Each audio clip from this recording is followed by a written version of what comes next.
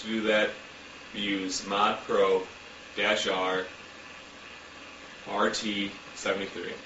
And if you type in ifconfig-a, you'll see that the RA USB 0 interface is not displayed. Next thing we're going to do is we're going to download the enhanced drivers for a USB wireless device. As you can see, we are connected to the internet through our Ethernet interface. So you're going to have to do this before you go ward driving. We're just going to open up Mozilla and do a simple Google search for the RT73 enhanced drivers.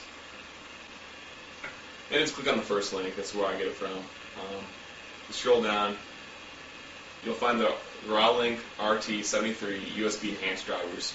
And if you look in the description, you'll see that capturing WPA handshakes is finally possible. Just scroll down a little further and download the newest drivers. This video we're downloading the 2.0.1 drivers. The drivers are going to be compressed in a tar.bz2 format.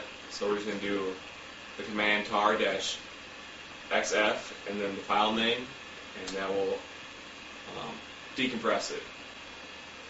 After you decompress it, you'll see the folder with the same name.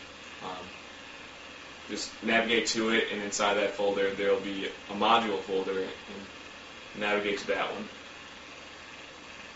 Then you're going to type the command make, which will compile the drivers. This will take a few seconds. Once it's done, type in make install, and this will install the drivers.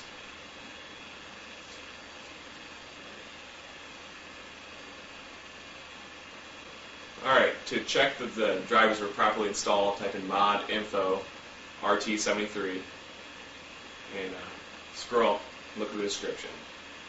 And as you can see, it was installed. What you want to do now is physically unplug your USB device and plug it back in, and then it'll be recognized by Backcheck 2 with updated drivers.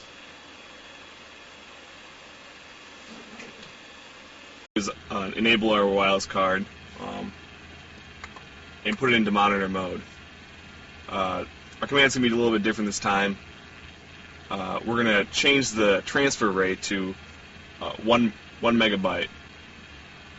It makes packet injection a little bit more reliable. Alright. You can see here it's in monitor mode and the bit rate is 1 megabyte. Then we're going to do IWPrib, our interface, force prism 1. This will fix the power problem that you have in AeroDump. A lot of times it'll say like -1. This will correct that error. Then we're going to do IWPrib again, the interface, RFMon TX. And this will allow us to do better packet injection. Then we're just going to run up AeroDump to get to figure out which channel our targeted wireless network is on. And as you can see, it is on channel 6. And it is indeed encrypted with WPA. AeroDump also shows you that it uses the pre-shared key instead of the radius server, so we can crack it. Next thing we want to do is do the IWconfig again and make sure our interface is only capturing data from channel 6. And then we want to do the deauthentication. That's AeroPlay -0 5, because it's going to do it 5 times, because sometimes it doesn't deauthenticate right away. Then -A, and then the BSSID, which is the access point's MAC address, then our interface. We've explained this all before in episode 3. And before we run that, we want to open another AeroDump to make sure we capture the 4-way handshake.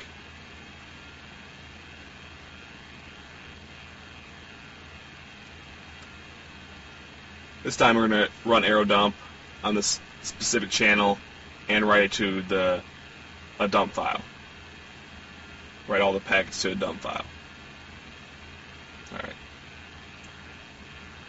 And now we're just going to run our deauthentication attack.